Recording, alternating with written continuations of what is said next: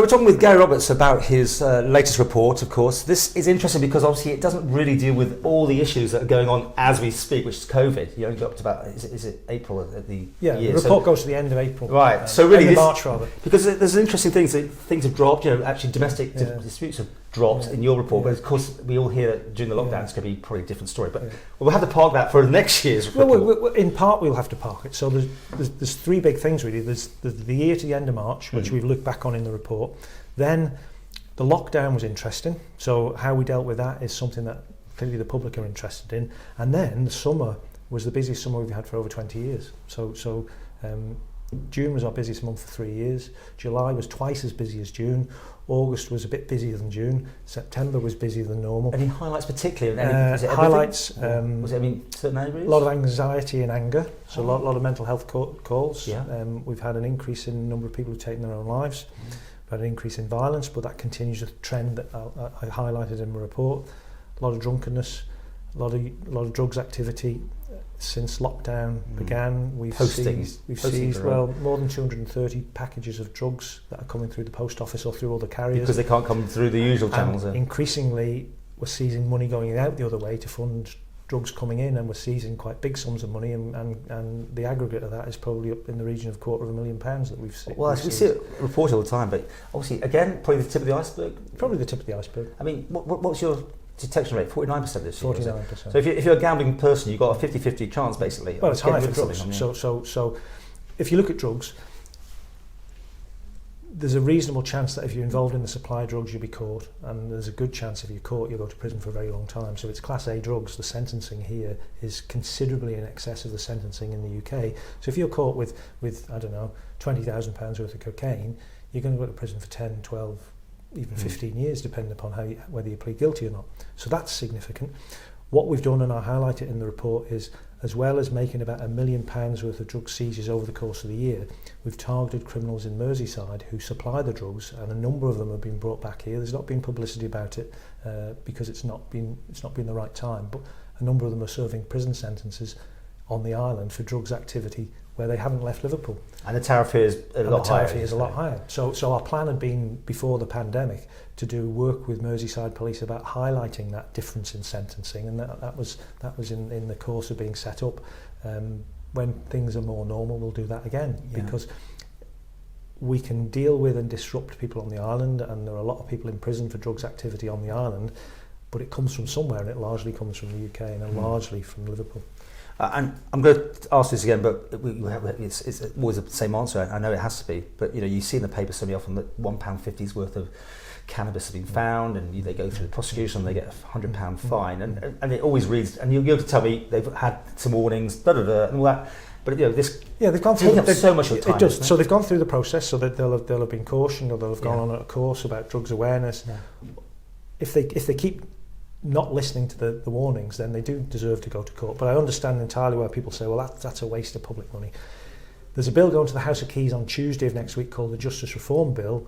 Within that, and it's a very big piece of law, are clauses that allow fixed penalty notices to be created for things like possession of cannabis. So, and that's a sort of deregulation in a way? No, it's not deregulation. It's not decriminalisation or anything like that. Okay. It's simply a different disposal, a more proportionate disposal method. Save you some time. Yes. So if that wins political approval in Tynwald, as I say, it starts its journey through the branches and the Keys on Tuesday of next week. That will be significant because you won't then see people appearing in court charged with. Can I ask you the areas that maybe need more attention? Because we know about the stuff we see in the papers, obviously, but where not failing, but where you maybe need more resources, or you think there needs to be more attention to that crime. I mean, we always hear about these cyber crimes, and everything's moving on that sort of way. Where would you need more help, if anywhere? Well, I'll come at it from a different angle. Okay. Where would the community benefit better from public services being more joined up? So if public services were better joined up around youth issues and about identifying at a very early age the young people who are going to become victims of crime, or become addicted to drugs, or become abusers of alcohol, or become people who will abuse their partners. Yeah. So if we could identify them at a very early age, and if then the services were better joined up to intervene, to support and help them and their families, we would stop people falling victim, but we also stop people getting into trouble in the first place. So that needs to be joined up, and our island it's a very safe place. It's still the safest of places, and crime here is only, we had 6,300 crimes in the year 2000. We've had 2,600 this year. So it's still a very safe place. But it would be even safer if we did some of that early intervention and better collaboration later on. Just something different. During the lockdown, we had this 40-mile-an-hour speed limit. Were you in favour of that? Are you particularly in favour of reducing? Is that still an issue here? The de-restriction of and having an unlimited technical, you can go at any speed you want. So there's 3 or 4 things in that question. Yeah. The 40 mile an hour was absolutely right because it was designed to stop high-speed crashes and people going into hospital and taking up beds in ITU, which might have been needed for people who had the virus. That was absolutely right at the time, and it was incredible to see how well the Manx public respected that. People simply respected it. I know. I had to find the thing on my car, the automatic thing that kept you at 40 on the mountain road. It was kind of weird. It took no enforcement by the police. People just did it. People just did. Although you did have the cop cars out. We did it, but you didn't need to do it because people were doing it. Interesting. That was fantastic. We're very law-abiding here. We are.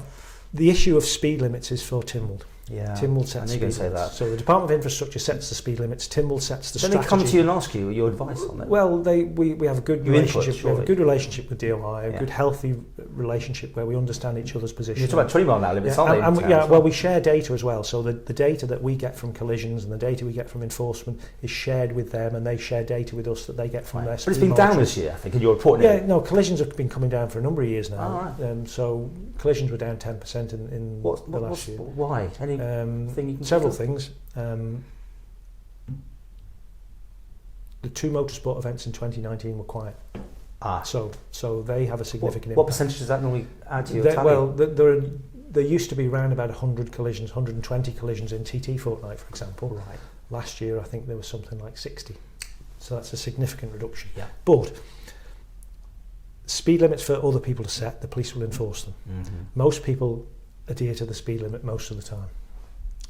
The worst collisions that we have on the island usually are on de-restricted roads, in other words, largely the mountain or the slough, and they're caused by people going too fast. Okay, That's largely the case. I'm really into that. I think people will gather that you think possibly that is somewhere that action has to be taken, but for you to say, of course. But you can't have speed limits if you can't enforce them. Yeah. So the enforcement of speed limits is critical, and how you enforce them on the island can never be about revenue generation. If it's perceived by the public to be about catching people to get money for the government, then it will fail. If the enforcement is about how do we make this bit of road safer, how do we protect people, people will go with it. But given the topography of the island and its geography, the only way to enforce it properly and consistently is through technology. And what about the idea of these, the speed camera things that are sneaking in almost, it feels like it's going to happen? Do you have an opinion on that? I'm not a big fan of fixed speed cameras, although some people are, but personally I'm not. I am a fan of mobile speed cameras if they're put in places where there is a road safety issue and if the public are involved somewhere or other in deciding where they go. So if I were to say to the public, tell me the places you think are the most dangerous, and my data confirms that, then that's the places where we should enforce the law. Don't you think those clever little things that tell you how fast you're going are the best things? Because everyone goes, oh, I slow down. So there's all sorts of things in motoring and driving that are around psychology, and there are clever people who work out the impact of things like that. Yeah. And road design is really important, and how the road looks to drivers will have an impact on how they drive, and those little things that warn you are part of that. Okay, to finish with your just literally the highlights. What is your highlights of the last, in your report year? What were they? So, highlights that the public need to be aware of are it's still very safe and ordinary people are unlikely to fall victim of crime. Mm-hmm. We've got an increasing issue with serious and organised criminal groups in Merseyside and other places who see this as a good place to do business because they can make money. And we see increasingly some young people behaving in ways that we wouldn't expect on the island. So the youth of the island? We're seeing increasing violence. Some of that's linked to drugs. Okay. Some of it's involving young people. So in the month of July, for example, there were 14 police officers assaulted. Now that's not on my report because it's happened after the report period, but 14 in 1 month is the most we've ever had. And most of those assaults were committed by teenagers. And assault would be just some spitting or hitting or anything? Spitting in the face, kicking, punching, biting. But you take a harsh view on that. I mean, the courts take a harsh view. Thankfully, the courts do. But so we're starting to see increasing use of violence by some young people, and over the course of the summer, we've seen an increase in antisocial behaviour in parts of the island like Onken and Peel and Port Erin. What's about Onken? Is it always just Onken, or is it just the one that gets highlighted? It happens in lots of places. Yeah. One of the reasons it's happened this year is the lockdown caused some issues with young people. So some young people were having to spend time in their home when they didn't want to. Some young people lost the structure in their lives through school and education that they would otherwise have had for a long period of time, and that in part has led to things happening and people behaving in ways that we wouldn't have expected. Right. Now we're doing a lot of work with our partner agencies to try to deal with that, and we will deal with it, but we just need to draw a bit of a line in the sand on it now. Do you need more money? Do you need more coppers on the street? I mean, we've been given quite a bit of money over recent years. We've got a lot of money to deal with economic crime in the back of the Moneyval assessment. We've got a lot of money for in IT infrastructure, which has come in, and we got some money last year for extra cops, and we've got. So you got what you wanted. Did you put in what you cops? Do you put a bid in and you get what you want, or is it normally a sort of trade-off? I put a bid in, and there's a bit of a bun fight, and the politicians will set the priorities. The resources are limited. I did very well a year or so ago. I'm unlikely to do as well in future because the government's finances are tight, so I have to do what I can with what I've got. How long to go for you now? No more than 2 years. Oh well, so it's a little while. This building, you see the money ever to get replacement, because you don't like this building. This is not up to scratch. No, it's decrepit. This building. I keep imagining you want to put some money in. This building's decrepit. It's a 1970s building that is now. We're spending so much money on it, or the DOI is spending so much money on it, they now own it. The fire station in Douglas flooded and has never been right since it flooded. Yeah. Bringing the emergency services together is a good thing. So if we can do that, that would be good. If we can do it in one modern building that is economically... But the Minister is out on it. Well, the Minister and I have interesting discussions on it, and we respect each other's views. We respect each other's views, but we do need... He's not convinced? I certainly need a new building. Right. I need a new building that's modern and fit for purpose, one that is friendly to the environment as well. I mean, we're currently looking at the feasibility of putting some solar panels on the buildings here to see whether we can become net carbon neutral, but that's a long way off. But we do need somewhere different. Okay. Well, do you think we'll be sitting here this time next year then? Probably. I'm almost certain. Because even if we get one big building for the emergency services, or we get separate buildings for them, they're big projects that will take a long time. Okay. I'm going to leave you with that classic line you do all the time, which is, "This is the safest place to live." It's a supremely safe place, and it can be safer, and it can be safer by people working together, by cops being in communities, by the police officers who are in places like Peel and Onken and Ramsey and Castletown being known and trusted by the public, but also by the public doing their part. And some of the issues we've had in the summer with kids, well, actually there's an issue that we never talk about, which is parenting, and some of it has been down to feckless and bad parenting. And you know, the police might get blamed for kids behaving badly in Peel or somewhere. Well, where are the parents in all of that?